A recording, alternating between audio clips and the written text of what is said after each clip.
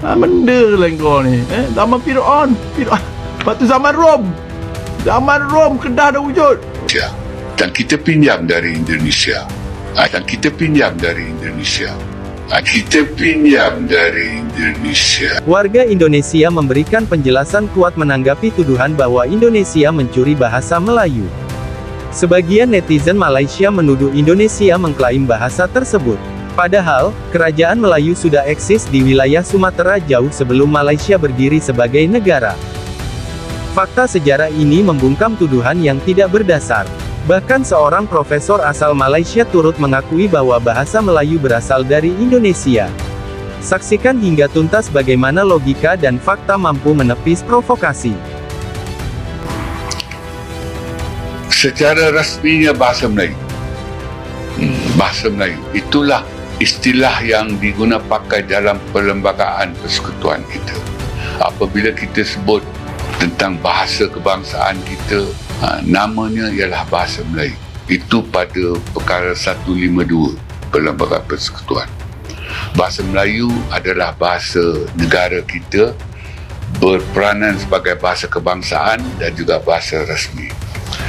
Istilah bahasa Malaysia ini datang kemudian sebagai satu cara untuk mempertingkatkan perpaduan. Dan kita pinjam dari Indonesia. Indonesia mengambil bahasa Melayu, mengangkat bahasa Melayu sebagai bahasa negara dengan memberi nama nasional, bahasa Indonesia. Dan kita dapat lihat cara itu berjaya sekali. Rakyat Indonesia begitu teruja dengan bahasa negara mereka, nama nasional bahasa Indonesia, dan mampu dah dengan nama itu rakyat Indonesia yang dari kelompok peribumi itu saja kan, 1,500 suku tu dapat disatupadukan. Jadi kita fikir itu caranya. Maka selepas urusan kaum 13 Mei, kita memberi nama bahasa Melayu itu bahasa Malaysia. Tetapi kita tidak ada ubah dari segi perlembagaan. Maknanya nama itu kita angkat untuk tujuan sosiopolitik sajalah, untuk menjadi wadah yang kononnya lebih mesra lah kepada yang bukan Melayu, untuk mendakap bahasa Melayu itu sebagai bahasa negara mereka bangga. Tapi sayangnya dengan nama sedemikian kan, makna nama nasional lah bahasa Malaysia itu, penerimaannya pun tak seberapa lah. Maknanya ialah kalau waktu tu kita tanya orang bukan Melayu, pemimpin Cina dan sebagainya, mereka mengalu-alukan penamaan itu. Baguslah, ini bahasa kita semualah rakyat Malaysia. Dan sepatutnya nama bahasa Malaysia itu boleh mempertingkatkan kebanggaan terhadap bahasa Melayu itulah. Tetapi sayangnya dia tinggal nama sajalah. Dari segi perundangan negara, tidak ada pun istilah bahasa Malaysia itu digunakan pakai. Dan dari segi sosial budaya pun, fitrah di mana-mana pun, bahasa itu diberi nama dengan mengambil nama kelompok bangsa itu yang menuturnya sebagai bahasa ibunya. Bahasa Jepun, bukan bahasa negara Jepun, bahasa orang Jepun. Kan? Walaupun kita kata bahasa Indonesia, kalau dalam bahasa Inggeris dia tak panggil Indonesia language, Indonesian. Bila ada Indonesian tu orang lah. Dan kalau kita guna bahasa Malaysia, nama Inggerisnya Malaysian, bukan Malaysia language. Contoh bahasa Inggeris kan dituturkan di Australia, dia tak bagi pun nama bahasa Australia kan, bahasa kelompok asal-usul di Inggeris. Bahasa Inggeris dituturkan di Canada pun bukan bahasa Canada, bahasa Inggeris. Dia mula di England kan, orang Inggeris. Pergi ke Amerika pun English juga. Dialah dia American English lah, dia lain pada British English. Jadi kita banyak benda kita gagal lah. Maknanya kita mengambil rukun negara kita pun dari Indonesia juga, iaitu Pancasila mereka kan. Dan Pancasila di sana begitu berjaya. Kita di sini tak berjaya. Berjaya pada tahap awal saja. Ingat 5 prinsip itu. Tahap ingat, hafal saja. Sepatutnya kerajaan kita langkah daripada hafal ingat kepada faham. Kita harus memahamkan rakyat, anak-anak di sekolah itu tentang makna setiap prinsip itu, rukun negara sebagai keseluruhannya, dan sekarang diangkat 5 cita-cita negara itu. Lepas faham, kita nak angkat nilai aman. Jadi kita berhenti pada tahap hafal dan ingat. Yang itu kita handalkan. Hafal 5 prinsip dari sekolah rendah sampai tua pun masih ingat lagi. Jadi entahlah, di Malaysia ni banyak perkara yang baik tetapi tak ke mana sebab kita lemah dari segi pelaksanaan. Kita hangat-hangat ayat. Mula-mula memang kita hebat. Lepas itu kita tersasar.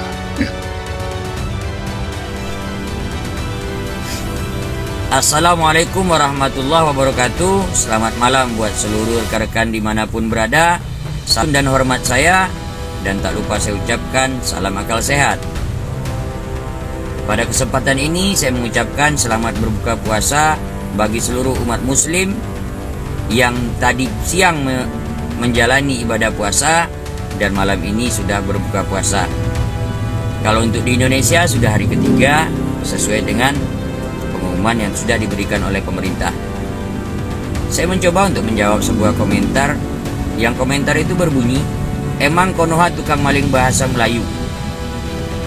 Ini nih, saya coba jawablah. Walaupun saya dulu sudah pernah jawab, yang mana akun saya itu dari take down sama TikTok karena di-report oleh rombongannya si jantung pisang nih. Saya cobalah jawab, saya coba lagi menjelaskan supaya tidak ada yang gagal paham. Supaya tidak ada lagi yang gagal paham. Di dalam Negara Kesatuan Republik Indonesia, yang kami singkat dengan NKRI, kami memiliki bahasa persatuan. Bahasa persatuan di Negara Kesatuan Republik Indonesia adalah bahasa Indonesia. Bahasa Indonesia menyatukan ratusan suku. Indonesia ini terdiri dari ratusan suku, 700-an lebih suku. Ribuan pulau. Apa yang mempersatukan kami? Itulah dia, bahasa. Bahasa Indonesia. Kami tidak memungkiri bahwasanya bahasa Melayu adalah salah satu akar dari bahasa Indonesia. Tidak pungkiri itu. Ya, bahasa Melayu yang kami gunakan adalah bahasa Melayu Riau. Kalau dulu Pulau Penyengat itu masuk ke dalam Provinsi Riau. Setelah terjadi pemekaran, makanya di situ ada Riau Kepulauan. Disingkat dengan Kepri Kepulauan Riau. Lebih tepatnya di Pulau Penyengat. Bapak pahlawan bahasa Indonesia kami ataupun bapak bahasa Indonesia kami adalah Raja Ali Haji Fisabilillah. Itu adalah pahlawan Indonesia, bapak bahasa Indonesia. Jadi bahasa Melayu yang digunakan adalah Melayu Riau. Itu dia. Malaysia bukan pemilik mutlak daripada bahasa Melayu. Karena di Indonesia pun banyak bahasa yang Melayu. Di Pulau Sumatera aja banyak. Dari Medannya itu ada, ya, Melayu Asahan, Melayu Deli. Di Riau-nya ada Riau Daratan, Riau Kepulauan, Melayu Jambi, ya kan, Melayu Palembang, Melayu Bengkulu, Melayu Lampung, ya kan, Bantannya, Melayu Sambas, ya kan. Kami pun banyak Melayu di Indonesia nih. Jadi Malaysia bukan pemilik mutlak dan bukan pemilik yang dia harus katakan dan tidak melarang orang lain menggunakan bahasa Melayu. Ya, kami di sini pun orang Melayu. Oke, kami jadikan bahasa Melayu sebagai akar daripada bahasa Indonesia. Seiring berjalannya waktu, dengan ejaan yang disempurnakan, dengan semua stakeholder yang ada, Maka berkembanglah bahasa Melayu, bahasa Indonesia itu. Yang mana bahasa Indonesia ini pun sudah banyak negara-negara lain yang menggunakan. Di Madinah ya, di Madinah sudah banyak yang ngerti bahasa Indonesia. Di Australia sudah menjadi mata pelajaran yang diajarkan di Australia. Di Korea. Oke? Jadi jangan merasa menjadi pemilik bahasa Melayu sebetulnya. Udah? Salam santun saya, salam hormat saya, salam akal sehat. Assalamualaikum warahmatullahi wabarakatuh.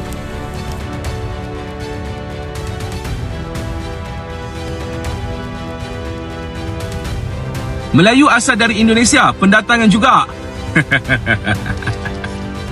Katakanlah statement brother ni betul 100% tepat. Boleh bagi tahu saya tak? Belah Indonesia tu kawasan manakah yang bercakap bahasa Kelantan? Ataupun ada tak dekat kawasan Indonesia yang mana bercakap bahasa Kedah? Baca komen dekat saya. Nak tahu juga, saya pun nak pergi kat sana. Nak tegak kecek Kelantan dengan set-set dia ni. Mana tahu jumpa saudara mara ke. Cerayak teh. Kemah bah.